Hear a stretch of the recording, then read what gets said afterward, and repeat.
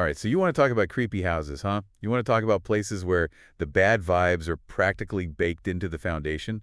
Well, this deep dive is for you. We're going to be looking at excerpts from Whispers from the Hollow. And it's not your average ghost story. Oh, no, no. This one asks, is the house itself evil or is it something darker? Something maybe more human, echoing through time. Ooh, that's a good question. Yeah, and that's what makes this case so interesting, right? Right from the start, the source emphasizes a sense of dread that seems tied to the land itself, even before we meet any people. You know what I mean? Yeah. Those whispers, present even before the house was built, they suggest something ancient and unsettling, almost like a warning carved into the landscape itself. Yeah, it's one thing to have a spooky old house, right? But a location that's been whispering unsettling things for centuries before anyone even thought to build there, that's a whole other level of creepy. Oh, yeah, definitely. And then the Perron family arrives, completely oblivious to what they're walking into. And that's that classic setup, isn't it? The unsuspecting family, drawn to the charm of this old house, seeking a peaceful life. It makes the contrast when things start to go wrong all the more unsettling. But what's interesting here is that the source suggests their arrival might have actually stirred up something dormant, awakened a malevolent force that had been lying in wait. So it's not just that the house is haunted, it's that the Perron's presence might have actually triggered something. Yeah, it's like they unwittingly opened a door or something. Okay, that's seriously creepy. Tell me more about this awakening. What happened? Well, the source describes a gradual escalation of events. At first, it's those whispers, those disembodied voices. The townspeople always reported, but now they're inside the house, growing louder, more insistent. Then objects start moving, doors opening and closing on their own. Like something is testing the boundaries, probing the Perron family's defenses, their sanity. You know? And this is where Carolyn Perron starts to sense that something's seriously wrong, right? She's the first one to really feel the weight of this presence, the malevolence behind those whispers. Exactly.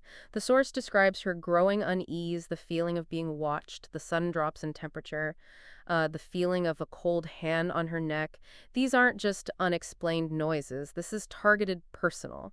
And it's designed to instill fear. It's textbook haunting behavior, aimed at isolating and weakening the victim. It's like whatever's in that house is playing mind games with Carolyn, trying to break her down psychologically before making any bolder moves. Mm-hmm. And of course, at first, her husband Roger doesn't believe her. This isn't exactly a new development in haunted house stories, right? Right. There's often that element of disbelief, that clash between the rational and the unexplainable. But what's fascinating here is that the source suggests Roger's skepticism might have actually fueled the entity's power. There's a line that really struck me. Disbelief is a fertile ground for darkness to take root. Wow. Okay, so not only do the Perrons talk into this already creepy situation, but their own reactions, their own doubts and fears might be making things worse. Yeah, their fear is like nourishment, for this thing. That's unsettling, to say the least. It's a disturbing concept, isn't it? This idea that our own psychological states can impact the manifestation of supernatural phenomena. It challenges our sense of control, our understanding of what's real and what's imagined. And in this case, it seems to have given the entity in the house the opening it needed to escalate its attacks. So we've got this house that's practically oozing negative energy, right? Whispers that predate the structure itself, and a family whose doubts and fears might be feeding this malevolent force. Right. What really gets me is how these events seem to spiral out of control. It goes from whispers and cold touches to something far more aggressive. Yeah, that escalation is the hallmark of this type of haunting. It's not just random events. There's a clear pattern, a progression of intensity. It really suggests there's an intelligence behind it. Uh-huh. The source describes physical attacks on the family, objects being hurled across rooms, and even the house itself shaking violently. It's like whatever is in that house is making a statement, going from subtle manipulation to an all-out assault. Exactly. Like it's upping the ante. Yeah, and this is where the Perrons finally decide they need help, right? They do. This is where Lorraine Warren come in. Yes, and their arrival is significant, not just because they're renowned paranormal investigators, but because the source describes their immediate reaction upon entering the house. Even the Warrens, who had investigated countless hauntings, were taken aback by the oppressive atmosphere, the palpable sense of evil that seemed to permeate the very walls. So we're not talking about your average ghost hunters here. Oh, no. These are seasoned professionals, and even they were creeped out from the get-go. Right. I'm guessing that's not something they encountered very often. No, not at all, and that speaks to the intensity of this particular case. The source notes that Lorraine Warren, who is known for her psychic sensitivity, was overwhelmed by feelings of dread and despair. the moment she stepped inside. It's almost as if the house itself was trying to repel them to warn them away. And that makes me wonder, does the source say anything about why this house in particular is so intensely haunted? Is there something about its history that explains this level of concentrated evil? There is. This is where the story of Bathsheba Sherman comes in. Now, tales of witchcraft and hauntings are often intertwined, but in this case, the link seems particularly strong. Bathsheba was accused of witchcraft in the 1800s after a series of misfortunes befell the town, including the unexplained deaths of several children. Okay, so we've got a classic witch hunt scenario, a community gripped by fear and superstition looking for someone to blame. What happened to Bathsheba? Well, the source says she was ostracized, driven from her home, and ultimately found dead under mysterious circumstances. But what's chilling is that before she died, Bathsheba supposedly cursed the land, vowing revenge on anyone who dared to live there. So we're not just talking about a haunted house, No. but a house built on coasted land, haunted by a woman who was wronged, who died with rage and vengeance in his heart. That adds a whole new layer to this story, doesn't it? Absolutely. It shifts the focus from the house itself to the person who inhabited it, to the events that unfolded within its walls. But Sheba becomes more than just a spooky figure. She becomes a tragic figure, a victim of circumstance whose pain and anger might have fueled the very haunting that now terrorizes those who dare to enter her domain. And that makes me wonder how much of this haunting is Bathsheba herself, and how much is the lingering echo of the injustice she suffered. Is it possible that the land itself absorbed the darkness of that witch hunt, that the accusations and the fear directed at her somehow warped the very fabric of the place? That's a fascinating question, and it speaks to a broader concept in paranormal research, the idea that places can hold on to energy, that trauma and suffering can leave a kind of psychic residue. In this case, it's possible that Bathsheba's rage, amplified by the fear and hatred directed at her, became imprinted on the land, creating a vortex of negative energy that attracts and feeds on similar emotions. So it's not just about one vengeful spirit. Right. It's about a chain reaction of negativity, a cycle of pain and fear that's been perpetuating itself for centuries. And that brings us back to the Cobbs. Could their own fears, their doubts be feeding into this cycle, adding fuel to the fire? That's what the Warrens believed. They saw the Perron family's emotional vulnerability as a kind of doorway, an opening that allowed the entity to gain a foothold. The source describes Lorraine Warren sensing a deep well of fear within Carolyn, a fear that the entity was able to latch onto and exploit. So we've got this cursed land, a vengeful spirit, and a family primed for haunting because of their own fears. It's like all the elements were in place for something truly terrifying to unfold. And unfold, it did right. The source talks about Carolyn becoming possessed. That's where things go from bad to truly horrifying.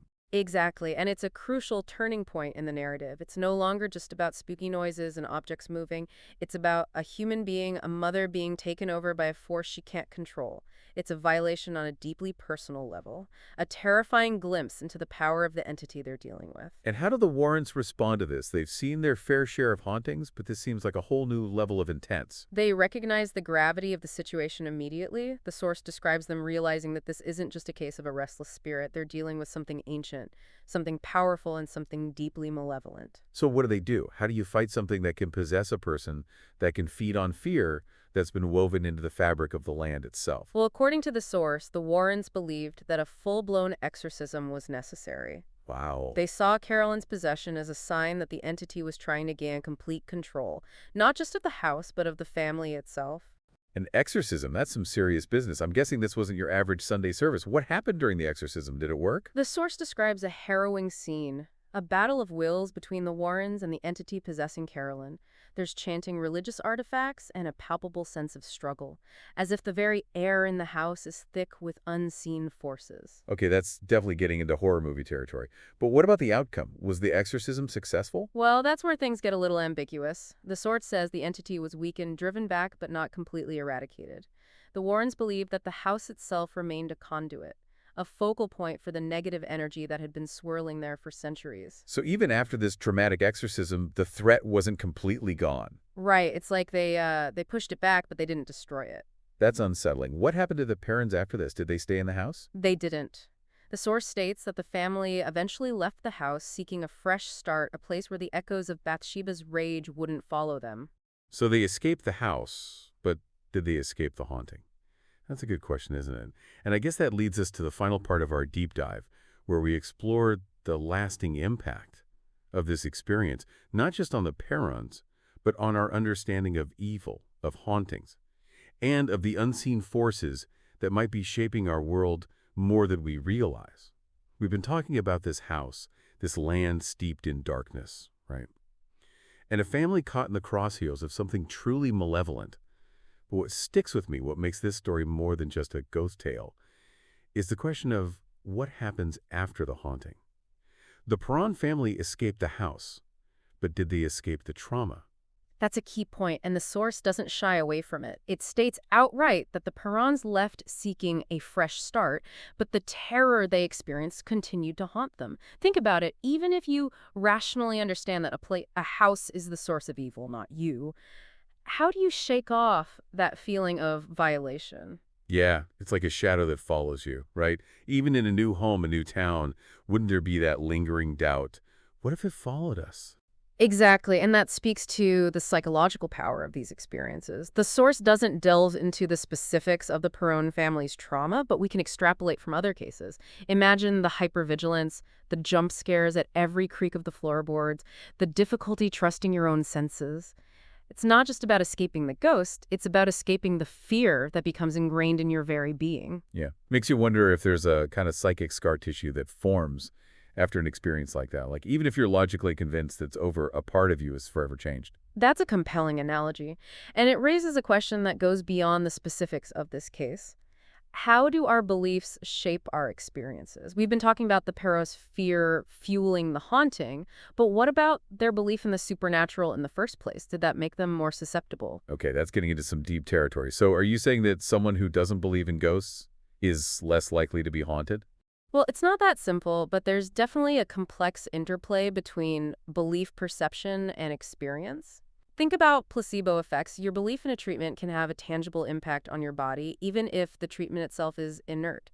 Could something similar be happening with hauntings? So if you're already primed to believe in the supernatural, are you more likely to interpret ambiguous events as paranormal?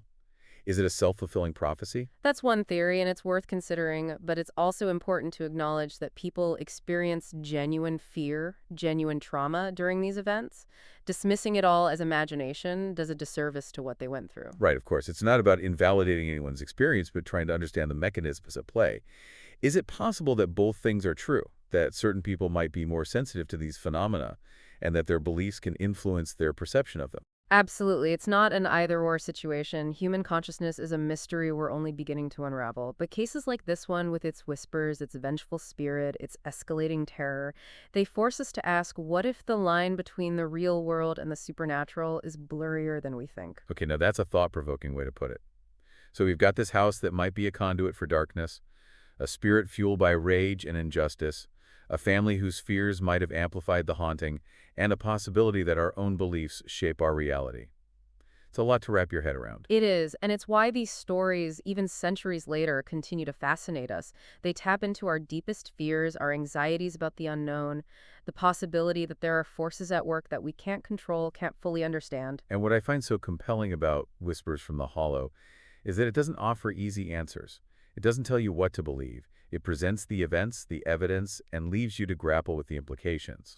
Exactly. It's an invitation to explore the mysteries, to question our assumptions, to acknowledge the darkness that exists both within us and around us, and maybe, just maybe, to listen a little more closely to the whispers that come from the shadows. Well said. This deep dive into Whispers from the Hollow has been quite a journey, a chilling exploration of a house that seems to hold on to darkness with an iron grip. But beyond the spooky details, this story raises some profound questions about the nature of evil, the power of belief, and the enduring impact of trauma. It's a reminder that sometimes the most unsettling stories are the ones that stay with you long after you've closed the book, the ones that make you question what you thought you knew about the world, about yourself. And perhaps that's the most haunting thing of all. And on that note, we'll conclude our deep dive. But before you go, take a moment to consider. Are there places in your life that have given you that feeling of unease, that inexplicable chill? Perhaps there's more to those whispers than we realize.